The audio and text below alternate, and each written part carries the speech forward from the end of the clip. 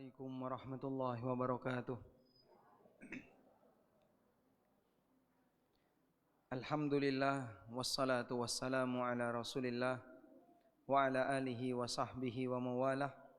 Wa ashhadu an la ilaha illallah wahdahu la syarikalah wa ashhadu anna Muhammadan abduhu wa rasuluh. Salawatu rabbi wa salamu alaihi wa ala alihi wa ashabihi wa man sara ala nahjihi wastanna bisunnatihi ila yaumiddin. Alhamdulillah, puji syukur kita haturkan kehadirat Allah Subhanahu wa taala. Kita sudah bisa menyelesaikan kegiatan ibadah sepanjang Ramadan sampai pada hari yang ini hari ke berapa? 22 ya. Berarti lebaran tinggal 8 hari lagi. Seneng napa senep? Seneng. Alhamdulillah puasa harap rampung ya. Jadi sebagian orang ada yang merasa bahagia ketika Ramadan mau berakhir. Sebagian orang ada yang merasa sedih ketika Ramadan mau berakhir. Tergantung bagaimana suasana batin dia saat menghadapi Ramadan ini. Bagi mereka yang merasa bahwa Ramadan ini adalah sebuah anugerah di mana dia bisa melakukan banyak ketaatan dan ibadah, begitu ditinggal Ramadan dia akan sedih. Wah, kok wis meh rampung, padahal saya belum maksimal, bacaan Quran saya masih kurang, sholat saya masih kurang, doa-doa saya masih kurang. Tapi ternyata Ramadannya mau berakhir. Tapi bagi mereka yang ketika menjalani ibadah Ramadan itu beban, karena dia harus menambah kegiatan ibadah, dia harus menambah ketaatan, mengurangi waktu tidur, mengurangi konsumsi makanan yang biasanya dia lakukan di kegiatan-kegiatan di luar Ramadan. Maka saat adanya bulan Ramadan bagi dia itu menyedihkan. Apalagi bagi sebagian orang yang harus bertahan untuk tidak berbuat maksiat karena dia tahu ini Ramadan. Sehingga dia ingin begitu Ramadan selesai bisa kembali seperti dulu, sebagaimana layaknya sebelum Ramadan. Maka ketika Ramadan mau berakhir dia akan bahagia. Nah, masing-masing orang berbeda-beda dalam menyikapi cara dia ketika berinteraksi dengan Ramadan. Mudah-mudahan kita termasuk orang yang pertama ketika ditinggal Ramadan kita sedih. Sedih bukan karena tidak punya suguhan berbuka atau tidak punya baju baru ketika hari raya, tapi sedih karena kita ditinggal waktu yang istimewa. Baik, selanjutnya di bagian akhir Ramadan kita diajarkan untuk lebih serius lagi dalam beribadah. Karena keberhasilan seseorang ketika beramal itu ditentukan oleh apa? Bagian ujung. Sebagaimana yang disabdakan Nabi SAW, innamal a'malu bil khawatim. Sesungguhnya amal itu dilihat dari ujungnya. Nek pucuke apik, kabeh dinilai apik. Kalau ujungnya baik, maka semua dinilai baik. Sehingga prestasi kita di bulan Ramadan ditentukan oleh kualitas saat kita berada di penghujung Ramadan. Dan secara umum, dalam semua waktu yang istimewa, bagian ujungnya lebih afdal dibandingkan bagian awal. Saya ulang ya. Secara umum, dalam semua waktu yang istimewa, bagian ujung itu lebih afdal dibandingkan bagian awal.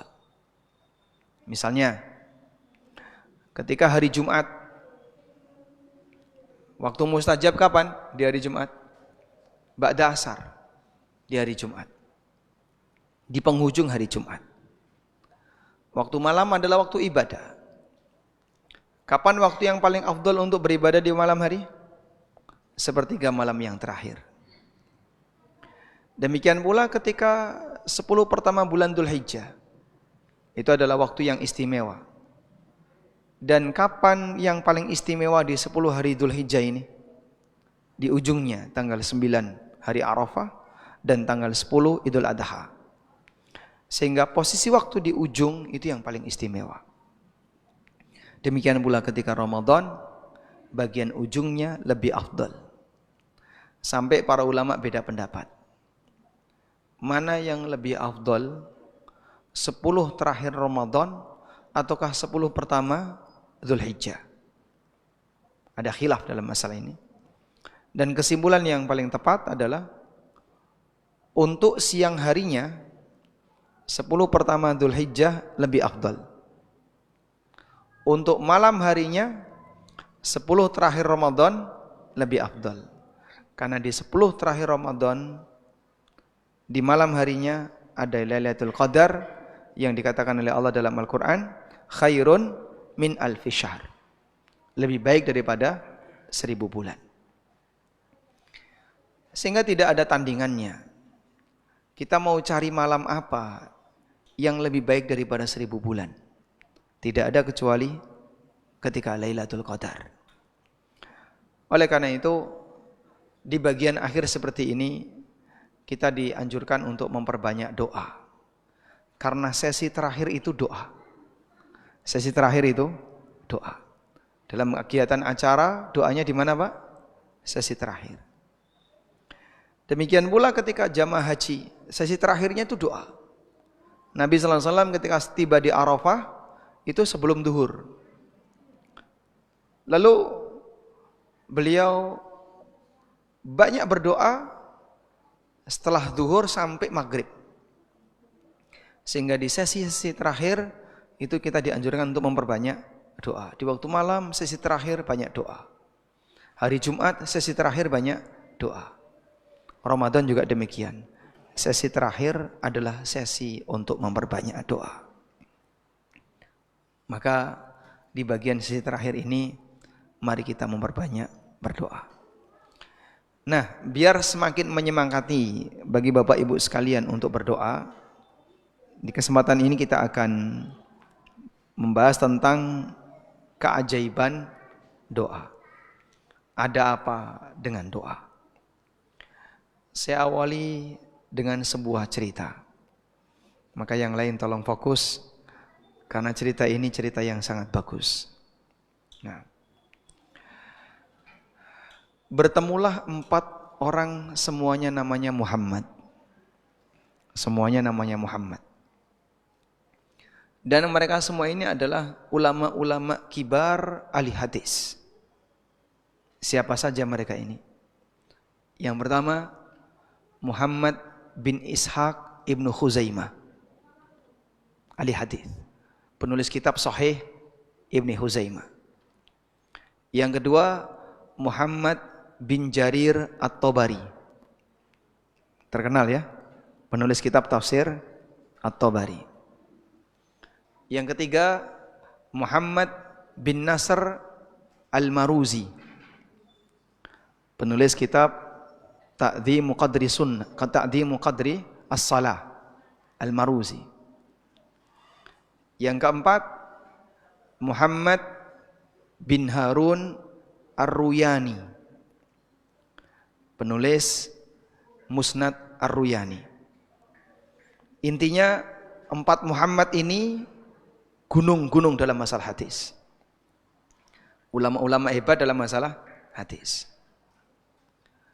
Mereka tinggal di satu tempat. Seperti biasa, orang masa silam melakukan rihlah, perjalanan jauh untuk mencari ilmu. Lalu mereka ngekos, dan ngekosnya bareng. 4 Muhammad ini ngekosnya sama. Dan mereka armalu, kehabisan bekal. Makanan habis, uang habis.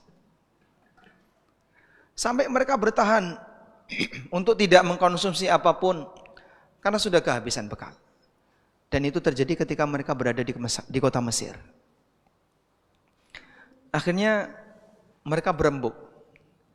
kita kalau begini terus, nanti kita nggak kuat untuk belajar karena kelaparan. Maka salah satu di antara kita harus ada yang bersedia untuk ngemis. Meskipun ngemis dalam bahasa ulama itu sesuatu yang paling memalukan dalam hidup. Minta orang itu sesuatu yang memalukan.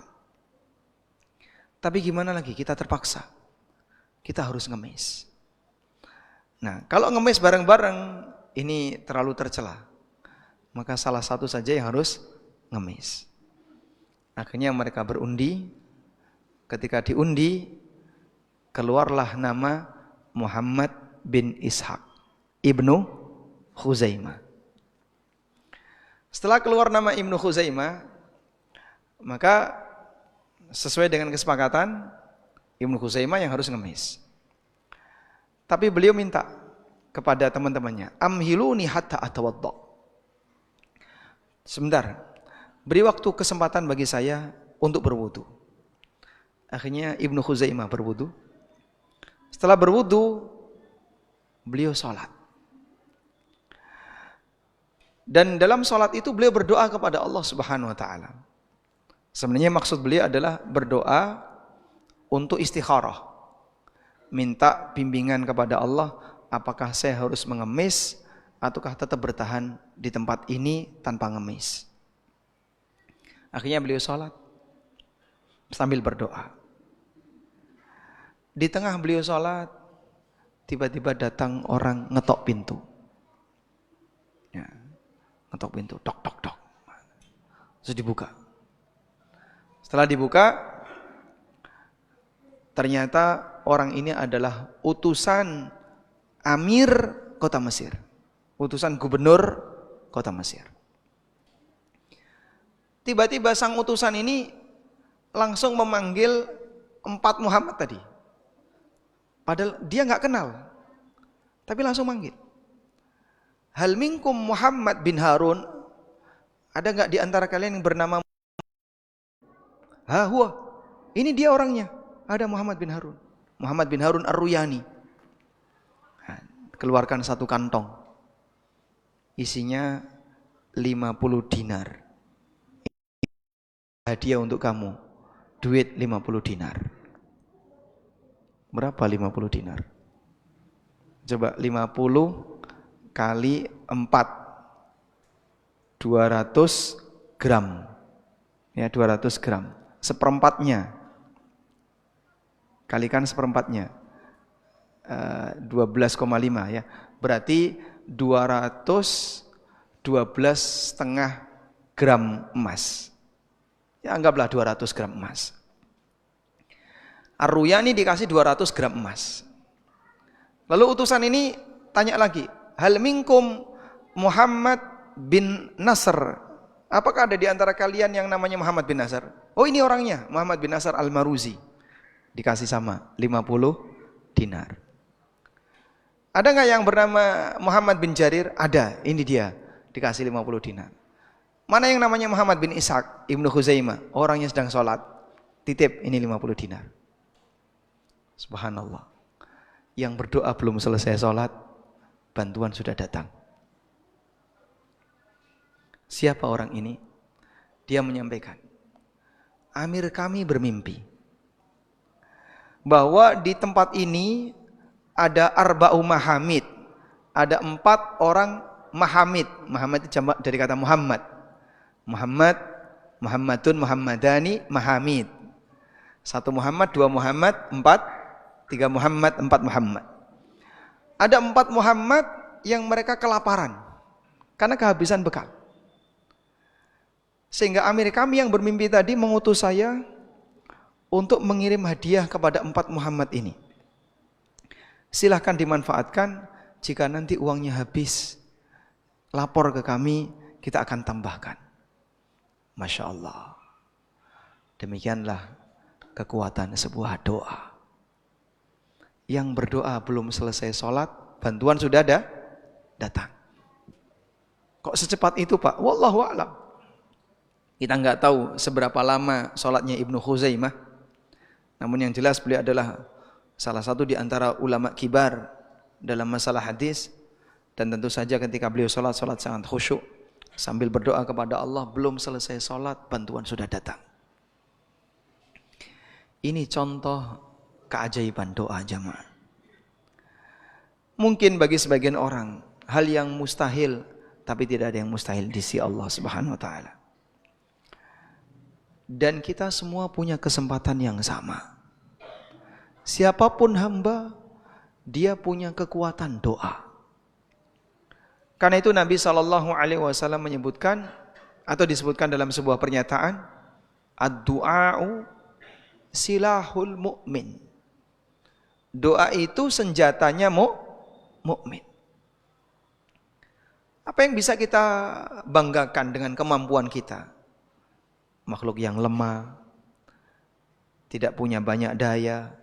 Kalau bukan karena pertolongan dan pemberian dari Allah, maka kita tidak punya apa-apa. Karena itu doa merupakan bukti bahwa seorang hamba tawadhu di hadapan Allah. Allah Ta'ala berfirman, Ya ayuhan nas, antumul fuqara'u ilallah, wallahu huwal ghani. Wahai manusia, kalian semua adalah fakir di hadapan Allah. Dan Allah zat yang maha kaya. Maka doa itu bukti kalau Anda merasa butuh Allah. Bukti kalau kita ini orang yang lemah, orang yang rendah di hadapan Allah, sehingga kita butuh kepada Allah Subhanahu wa Ta'ala. Dan dalam berdoa jamaah, kita perlu menyadari, berdoa itu meminta, bukan mendikte. Sehingga karena bentuknya adalah meminta, tidak semua permintaan itu harus diwujudkan sesuai yang diharapkan. Artinya begini, saat Anda berdoa, Anda perlu menyadari bahwa Allah Maha Kuasa atas segala sesuatu. Innahu ala kulli syai'in qadir. Satu prinsip yang perlu kita hadirkan saat kita berdoa adalah sebuah keyakinan. Saat Bapak Ibu berdoa, yakini innahu ala kulli syai'in qadir, bahwa Allah Maha Kuasa atas segala sesuatu. Artinya kehendak Allah tidak bergantung kepada kehendak Anda. Sehingga apa yang dilakukan oleh Allah tidak bergantung pada doa manusia. Maka tidak ada rumus apapun yang diminta orang pasti akan dikasih oleh Allah sesuai yang dia minta. Kalau seperti itu yang terjadi, berarti kehendak Allah dikendalikan oleh kehendak hamba. Tapi yang perlu kita yakini, dalam berdoa itu Allah Maha Kuasa. Dalam doamu Allah Maha Kuasa. Karena Allah Maha Kuasa, Allah berhak untuk mengendalikan sesuai dengan apa yang Dia inginkan. Maka Allah berkuasa untuk mengabulkan doamu, sebagaimana pula Allah berkuasa untuk menolak doamu. Li'annahu ala kulli syai'in qadir, karena Dia Maha Kuasa atas segala sesuatu. Oleh karena itu, kita tidak boleh merasa kecewa kalau doa yang kita panjatkan tidak diberi sesuai yang kita minta. Kecewa di sini berarti kan protes dengan apa? Kehendak Allah. Kamu ngapain kecewa? Ya, saya itu di-prank. Kok di-prank gimana? Oh, katanya kalau meminta diijabahi. Wa qala rabbukum ud'uni astajib lakum. Rabbmu berfirman, berdoalah kepadaku, niscaya akan aku ijabahi doa kalian. Di ayat yang lain Allah berfirman, wa idza sa'alaka ibadi anni fa inni qarib ujibu da'watad da'i idza da'an falyastajibu li wal yu'minu bi la'allahum yarshudun.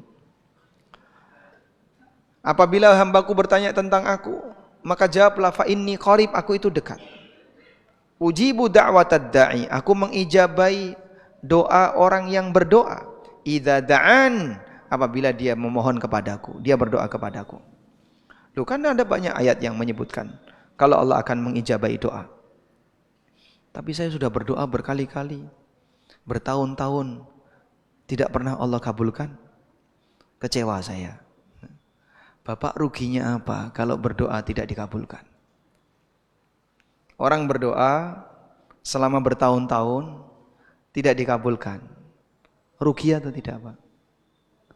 Rugi atau tidak, Mas? Jenengan keluar modal berapa? Kok sampai nyebut rugi? Iya itu, katanya diijabahi. Tapi ternyata tidak. Saya di-prank, di PHP. La haula wala quwata illa billah. Jangan ngomong kayak gitu. Coba lihat, di hadapan siapa kau ngomong seperti itu? Yang perlu kau sadari, Allah Maha Kuasa atas segala sesuatu. Karena Allah Maha Kuasa, maka Dia kuasa untuk mengabulkan doamu, sebagaimana Dia kuasa untuk tidak memberikan apa yang kau minta. Sebab kehendak Allah tidak bergantung kepada doamu. Lah terus gimana, Pak? Yang benar. Tolong pahami hadis berikut ini. Disebutkan dalam hadis dari sahabat Abu Sa'id Al-Khudri radhiyallahu anhu. Hadis sahih riwayat Ahmad, Bukhari dalam Adabul Mufrad. Rasulullah sallallahu alaihi wasallam pernah bersabda, "Ma min muslimin yad'u bid'awatin laisa bithmin wala qati'ati rahimin." Apabila ada seorang muslim yang berdoa, yang doa itu tidak mengandung dosa dan tidak memutus silaturahmi. Apa ada, Pak, doa yang mengandung dosa? Ada. Doa minta maksiat. Ya Allah, mudahkan aku untuk minum khamr. Nah ini doa minta apa? Maksiat. Ada orang berdoa agar sukses transaksi riba. Bismillah, mudah-mudahan akad hari ini berhasil. Tapi dia mau melakukan akad riba. Salah satu jamaah Al-Furqan pernah cerita ke saya. Jamaah yang ada di sini. Tapi hari ini beliau tidak hadir. Beliau cerita ke saya. Dulu pengalaman beliau ketika bekerja di lembaga ribawi. Briefing pagi itu sholat duha, Pak. Briefing pagi itu sholat duha. Jadi masuk kantor jam 7 atau jam berapa sebelum nasabah datang. Lalu dilakukan briefing pagi. Sebelum briefing sholat duha dulu di musola kantor. Selesai dia sholat duha, kemudian dikasih briefing, semangat untuk memperjuangkan agar nanti bisa mendapatkan banyak klien, banyak hasil, dan itu BPR ya. Itu bank riba. Udah selesai briefing, keluar dari masjid, keluar dari musola kantor sambil bertakbir Allahu Akbar. Bareng-bareng itu katanya. Takbir bareng-bareng. Kita akan memperjuangkan untuk bisa mendapatkan penghasilan yang berkah, hasil riba. Riba yang barokah katanya. Masya Allah. Tapi dia nggak tahu kalau itu riba ya. Bagi dia itu halal. Sudah. Jadi ada orang yang berdoa kepada Allah untuk sebuah kegiatan maksiat. Dulu ada orang yang sangat benci kepada Nabi Musa alaihissalatu wassalam. Dan dia doanya mustajab. Karena dia diberi oleh Allah jawami'ul kalim, kalimat-kalimat yang ringkas, dan tahu tentang nama Allah Al-A'zam, Ismullah Al-A'zam, yang kalau dia gunakan untuk berdoa pasti doa itu akan diijabahi. Nah, saat Nabi Musa alaihissalatu wassalam datang, masyarakatnya, kaumnya ini nggak pingin Nabi Musa masuk ke kampungnya, sehingga masyarakatnya minta kepada orang ini, kamu kan doanya mustajab, mintalah kepada Allah agar Allah membinasakan Musa bersama dengan orang-orang itu. Coba, orang ini berdoa agar Allah membinasakan sang Nabi. Maka mulailah orang ini berdoa dengan menyebut Ismullah Al-A'zam, nama Allah yang paling agung, yang apabila itu disebutkan dalam doa pasti akan diijabahi. Saat dia berdoa, dia mengucapkan kalimat seperti ini, Allahumma alaika biqaumi, ya Allah binasakanlah kaumku. Padahal maksud dia binasakanlah Musa. Tapi lidahnya keseleo. Karena Allah enggak ridho ketika nama yang agung itu disebutkan, kemudian isinya doa buruk bagi orang soleh. Maka lidahnya dibuat keseleo sehingga dia mendoakan keburukan bagi kaumnya. Maksud dia adalah Allahumma alaika bi Musa wa qaumihi, tapi dia baca Allahumma alaika bi qaumi. Ya Allah, binasakanlah kaumku. Maka kaumnya marah. Duh, kamu kenapa malah mendoakan keburukan bagi kami? Sebentar dulu. Tak coba lagi, diulang lagi. Allahumma, setelah dia menyebutkan Ismullah al-Azam, Allahumma alaika bi qaumi, dia ulangi lagi, Allahumma alaika bi qaumi. Ya Allah, binasakanlah kaumku. Sampai 3 kali. Akhirnya dia bilang gini, wa qad sullita lisani. Lidahku enggak bisa dikendalikan. Akhirnya dia dikeroyok sama masyarakatnya. Orang ini mengatakan namanya Bal'am bin Ba'ura. Bal'am bin Ba'ura. Yang dikatakan oleh Allah Subhanahu wa taala bahwa dia paham tentang kalimat-kalimat thayyibah, paham tentang Ismullahil A'zam, tapi tidak dia manfaatkan untuk kebaikan. Justru dia manfaatkan untuk keburukan. Itu doa yang isinya apa? Maksiat. Bertemulah 2 tokoh. Yang satu ahlu sunnah, yang satu tokoh menyimpang. 2 tokoh ini ketika di Indonesia musuhan. Lalu mereka ketemu saat haji. Ya, mereka ketemu saat haji. Ketemu ya. Dan masing-masing saling mendoakan. Masing-masing saling mendoakan. Sudah, komentarnya, semoga tokoh A dapat hidayah karena doa tokoh B. Yang satu juga sama, semoga tokoh B dapat hidayah karena doanya tokoh A. Kuat-kuatan doa. Semoga tokoh A ikut B, semoga tokoh B ikut. Kuat-kuatan doa. Yang satu tokoh kebaikan, yang satu tokoh keburukan. Tapi sama-sama saling mendoakan untuk menarik. Paham di sini maksudnya? Baik. Itulah doa. Jadi terkadang ada orang yang berdoa tapi isinya apa? Keburukan. Baik. Wala qati'ati rahimin. Ada doa yang mutus silaturahmi. Doa mutus silaturahmi contohnya gimana, Pak? Misalnya kebencian seseorang kepada orang lain sampai diwujudkan dalam doa.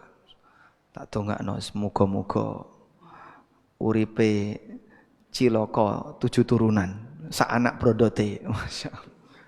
Saking emosinya orang sampai dia doakan apa? Keburukan yang bersangkutan termasuk anak keturunannya. Padahal itu keluarganya sendiri. Lha iku kan dulurmu. Iya, dulurku dhewe tapi marakno nesu. Jadi dia emosi sama saudaranya sendiri. Dia doakan keburukan untuk saudaranya. Ini doa yang memutus silaturahmi. Dadi ya godhong rata sowek, dadi ya banyu rata cawuk. Ora bakalan njawil karena saking emosinya.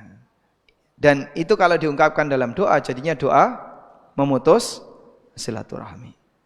Nabi sallallahu alaihi wasallam mengatakan, apabila seorang muslim berdoa dan doanya tidak mengandung dosa atau memutus silaturahmi, illa a'tahu Allahu ihda thalathin, maka Allah akan wujudkan doa dia ini salah satu dari 3 kemungkinan. Imma, yang pertama, ayyu ajjila lahu da'watahu, Allah segerakan doanya sehingga Allah kasih dia sesuai yang dia minta. Pengen punya anak, dikasih anak. Pengen harta, dikasih harta. Pengen jabatan, dikasih jabatan. Pengen ini dikasih. Sesuai yang dia minta. Allah segerakan doa itu. Wa imma ayyadfa'a anhu minas su'i mithlaha. Atau kemungkinan yang kedua, Allah jauhkan dia dari keburukan yang dampaknya senilai dengan apa yang dia minta. Sehingga misalnya dia minta kepada Allah agar diberi harta. Lalu dia tidak diberi oleh Allah harta, namun dia dipalingkan dari musibah. Yang andaikan musibah itu terjadi, resiko kerugiannya senilai dengan harta yang dia minta. Minta mobil misalnya, minta motor, ya Allah saya minta kendaraan yang tidak kehujanan. dan tidak kepanasan. Maksudnya apa? Bis. Tidak kehujanan, tidak kepanasan. Dia minta kendaraan mobil misalnya. Ya Allah, saya minta ya Allah uang datang dan saya dikerumuni banyak wanita. Dikabulkan oleh Allah, jadi tukang sayur. Uang datang, dikerumuni siapa? Ibu-ibu yang mau beli sayur. Jadi dia berdoa kepada Allah mungkin seperti yang dia minta. Tapi Allah palingkan dia dari musibah. Yang andaikan musibah itu terjadi, nilai resikonya sama dengan doa yang dia minta. Atau yang ketiga, au yaddakhirahullah fil akhirah. Atau Allah simpan doa itu sehingga baru dia berikan ketika di akhirat. Dan semua dari tiga kemungkinan ini bagi manusia tidak ada ruginya. Bagi kita tidak ada ruginya. Mau disimpan di akhirat sehingga enggak berwujud di dunia, atau dipalingkan dari mara bahaya yang resikonya senilai dengan apa yang dia minta, atau diwujudkan oleh Allah sesuai dengan apa yang dia minta, semua ini tidak ada ruginya. Karena doa itu enggak modal. Anda cuma meminta. Dan itu pun dikasih oleh Allah tiga ini. Tapi kalau sang hamba protes, hilang tiga ini sudah. Aku wis njalo ora tau dikai. Aku mau diprank, di PHP, minta-minta enggak pernah dikasih. Saat Anda protes seperti itu, tiga ini hangus sudah. Maka percuma saja orang itu berdoa, namun dia mutung gara-gara tidak terwujud sesuai yang apa yang dia minta. Karena itu Nabi SAW pernah mengatakan, yustajabu lil abdi ma lam yu'ajjil. Seseorang akan diijabahi doanya selama dia tidak terburu-buru ketika berdoa. Lalu para sahabat bertanya, wa mastijaluhum ya Rasulullah. Apa yang dimaksud dengan terburu-buru ketika berdoa itu ya Rasulullah? Ada orang yang berdoa, kemudian Nabi SAW mengatakan, dia berdoa, lalu saat tidak dikabulkan sesuai apa yang dia minta, kemudian dia komentar, laqad da'atullaha walam yustajab li. Aku sudah lama berdoa, tapi tidak pernah diijabai. Fatarokat doa, sampai akhirnya dia tinggalkan doa itu. Akhirnya mutung, terus ra gelem donga. Gara-gara apa? Tidak pernah dikasih. Saya sudah lama minta tapi enggak pernah dikasih. Mutung doa itu. Saat dia mutung dan dia sudah tidak berdoa lagi, maka kesempatan ijabah tadi hilang. Baik. Ijabah itu apa sih, Pak? Yang Allah janjikan dalam Al-Qur'an. Wa qala rabbukum ud'uni astajib lakum. Rabb kalian berfirman, berdoalah kepadaku, niscaya akan aku ijabahi doa kalian. Ijabah itu artinya direspon. Ijabah artinya apa, Pak? Direspon. Namanya direspon, belum tentu diberi sesuai yang diminta. Terus responnya gimana? Ada tiga pilihan tadi. Bisa bentuknya dikasih sesuai yang diminta, atau dipalingkan dari mara bahaya yang senilai dengan apa yang dia minta, atau disimpan di akhirat sehingga baru Allah kasih besok di akhirat, yang mungkin ini jauh lebih istimewa dibandingkan ketika diberikan ketika di dunia. Itulah direspon. Nah, kalau orang mutung, responnya hilang. Makanya kalau berdoa jangan sampai mutung, karena akan menggagalkan semua respon yang diberikan kepada Anda. Bahaya besar ketika orang itu mutung ketika berdoa. Sekarang kita akan lihat beberapa contoh perjuangan orang soleh dalam berdoa. Walaupun lama tidak dikasih, tapi dia nggak pernah berhenti. Baik, manusia pertama, Nabiullah Ibrahim alaihissalatu wassalam. Ibrahim pernah berdoa kepada Allah dan doa itu diijabahi oleh Allah setelah sekian ribu tahun. Sampai beliau sudah meninggal, setelah beliau meninggal sekian ribu tahun baru doa itu terwujud. Doa apa yang dimaksud? Doa apa yang dimaksud? Hah? Yang bisa jawab dapat hadiah, buka puasa gratis. Doa apa yang dimaksud? Hah? Keutamaan kota Mekah. Ya? Ka'bah. Beliau mohon apa kepada Allah? Yang dikabulkan oleh Allah setelah sekian ribu tahun. Hah? Apa Pak? Baik, apa jawabannya?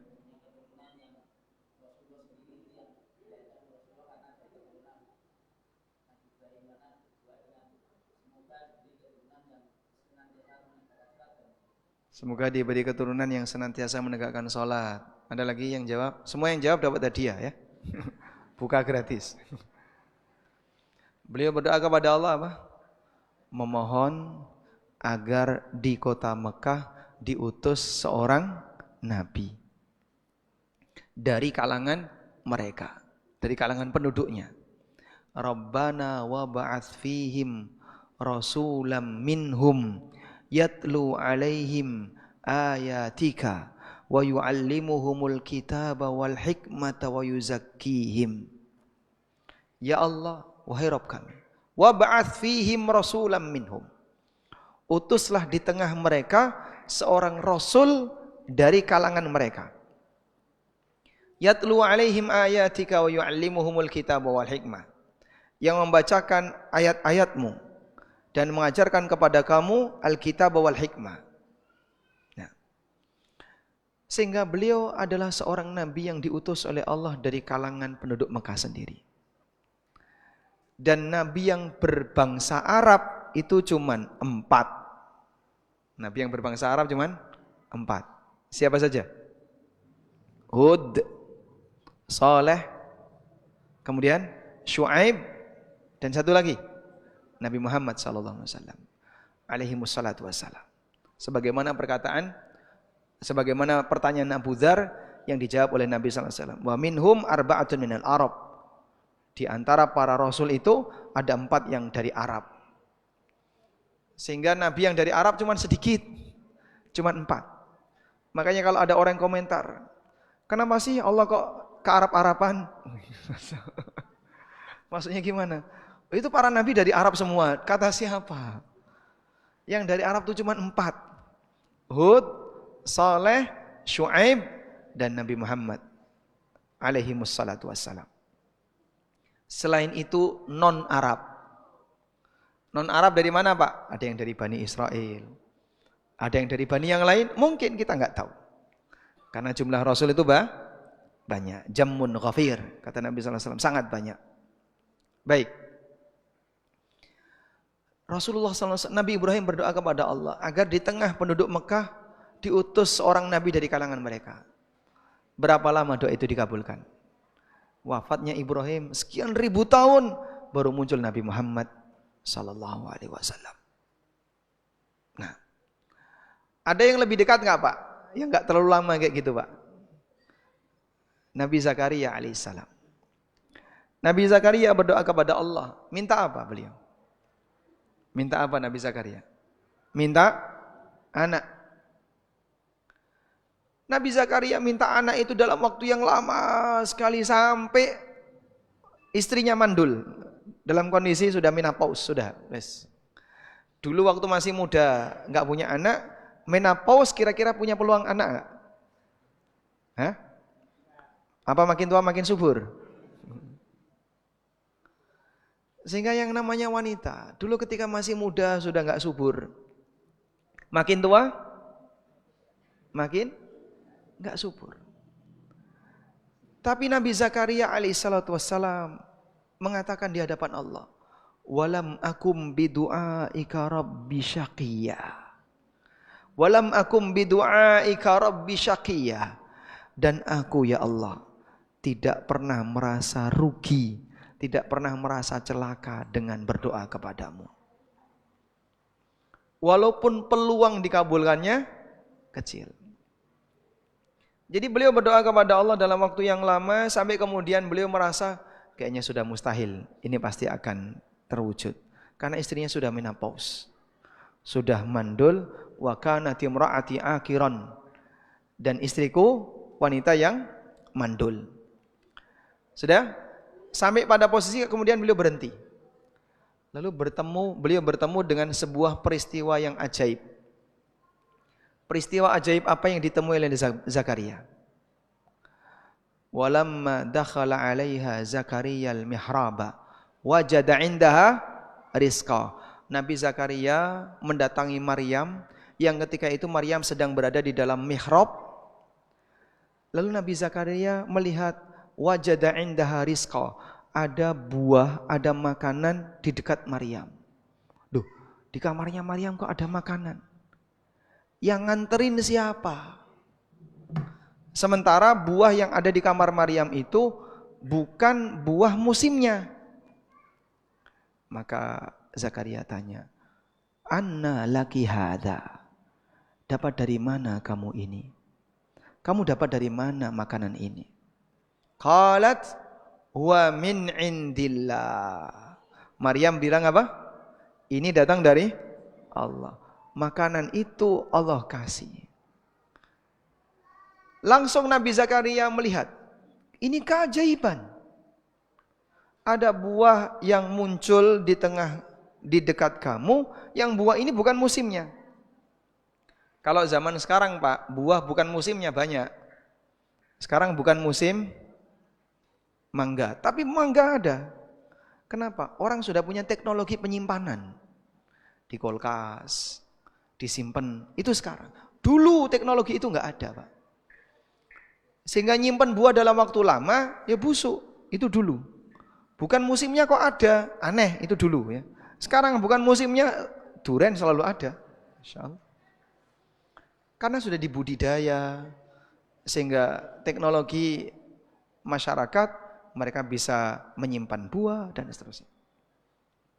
Maka pada peristiwa itu Nabi Zakaria meyakini sebagaimana Allah kuasa untuk mendatangkan buah-buahan kepada Maryam yang bukan musimnya, Allah juga kuasa untuk memberikan anak kepada siapapun walaupun dia bukan musimnya. Hunalika da'a Zakaria rabbah qala rabbi min ladunka dzurriyyatan thayyibah. Di titik itulah kemudian Zakaria berdoa kepada Rabb-Nya.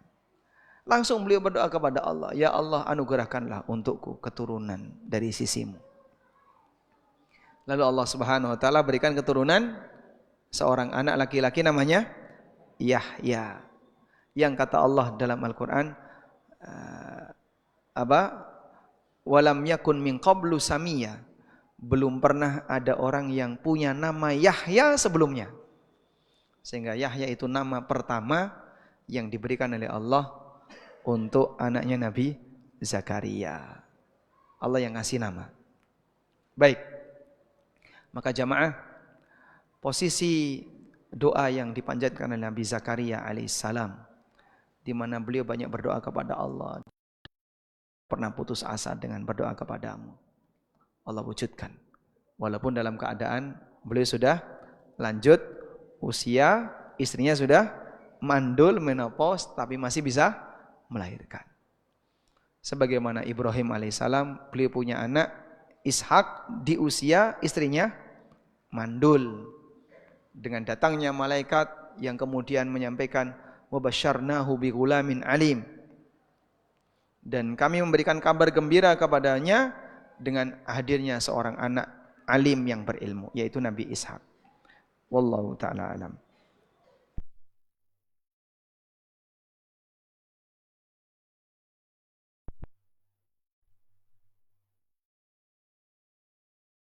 Arul sudah masang mikrofon ini. Baik. Selanjutnya yang terakhir ya. Setelah kita paham bahasanya tidak ada yang mustahil dari doa yang yang Allah wujudkan bagi para hambanya. Namun di sana para ulama memberi batas. Ada doa yang dilarang untuk dipanjatkan. Selain doa yang mengandung dosa, memutus silaturahmi, ada satu lagi. Yang kata Allah dalam Al-Quran, innahu la yuhibbul mu'tadin. Allah tidak menyukai orang yang melampaui batas. Bagaimana bentuk melampaui batas ketika berdoa? Bentuk melampaui batas ketika berdoa adalah meminta sesuatu yang mustahil. Itu tidak boleh. Meminta sesuatu yang mustahil tidak boleh. Yang mustahil itu kayak gimana, Pak? Yang nggak mungkin terjadi. Misalnya, ya Allah, aku mohon kepadamu ya Allah. Mohon sekali ya Allah. Serius ini. Jadikan aku seorang nabi. Ayo. Ya mustahil. Masa njaluk jadi nabi? Bisa nggak? Kenapa? Sudah tidak ada nabi setelah Nabi Muhammad sallallahu alaihi wasallam. Kalau jadi presiden, boleh silakan ya, minta ya. Tapi kayaknya peluangnya kecil sekali ya Pak. Enggak apa-apa kan? Allah wujudkan kalau nggak dikasih sesuai yang Anda minta, diwujudkan jadi apa tadi? Disimpan di akhirat. Walaupun peluangnya kecil sekali. Dan Allah kuasa untuk menjadikan orang yang peluangnya kecil, doanya mustajab. Mudah bagi Allah. Misalnya Pak Paridi, misalnya minta presiden. Misalnya. Peluangnya besar atau kecil? Besar. Insyaallah. Jadi saat Anda minta, ya Allah jadikanlah aku seorang presiden. Pak Bok ngaca atau Pak? Enggak mustahil kan? Selama tidak mustahil, boleh. Ini contoh doa mustahil ya. Ada ibu-ibu yang pernah tanya ke saya. Suaminya meninggal dan dia karena cintanya kepada suaminya sangat sangat kuat ya. Jadi suami itu makin meninggal makin dicintai, Pak. Makanya kalau nek saya urip diseneni, begitu mati digetuni. Masya Allah. Kemudian dia bilang seperti ini, Pak boleh nggak saya berdoa kepada Allah? Minta apa? Saya ingin minta kepada Allah agar suami saya dihidupkan kembali. Ya mustahil. Wong wis mati kok urip meneh kan mustahil ya. Anda bukan Nabi Isa yang punya mukjizat bisa menghidupkan orang yang sudah mati. Sehingga doa kayak gini boleh nggak? Nggak boleh. Kenapa? Mustahil. Ibu jangan berdoa seperti itu. Mintalah kepada Allah. Ya Allah berikanlah aku ganti suami yang lebih baik. Nah itu boleh kan itu. Kalau minta suaminya dihidupkan, tidak boleh. Kalau minta dikasih ganti suami boleh? Nek saya payu kan ini. Wallahu a'lam. Baik. Mudah-mudahan apa yang kita sampaikan ini bermanfaat. Di bagian akhir sebelum berbuka, termasuk di antara kesempatan mustajab untuk berdoa, maka Bapak Ibu yang sedang berpuasa, silakan banyak berdoa kepada Allah. Mudah-mudahan doa kita diijabahi oleh Allah. Allahumma anfa'na bima 'allamtana wa 'allimna ma yanfa'una warzuqna ilma. Allahumma inna nas'aluka al-huda wat-tuqa wal-'afafa wal-ghina. Allahumma inna nas'aluka fi'lal khairat wa tarkal munkarat wa hubbal masakin. Wa idza aradta bi'ibadika fitnah faqbidna ilaika ghaira maftun. Allahumma inna nas'aluka al-huda wat-tuqa wal-'afafa wal-ghina. Allahumma inna nas'aluka laddatan nadhari ila wajhika wasyauqa ila liqa'ika fi ghairi dharra'a mudirratin wala fitnatin mudillah. Allahumma zayyinna bizinatil iman waj'alna hudatan muhtadin. Allahumma kfina bihalalika an haramik waghnina bifadlika amman siwa. Allahumma taqabbal minna ya arhamar rahimin wa tub alaina innaka antat tawwabur rahim. Rabbana hab lana min azwajina wa dhurriyyatina qurrata a'yun waj'alna lil muttaqina imama. Rabbana atina fid dunya hasanah wa fil akhirati hasanah wa qina adzabannar. Wa sallallahu ala nabiyyina Muhammadin wa ala alihi wa sahbihi wa sallam. Wa akhiru da'wana anil hamdulillahi rabbil alamin. Wassalamu alaikum warahmatullahi wabarakatuh. Waalaikumsalam.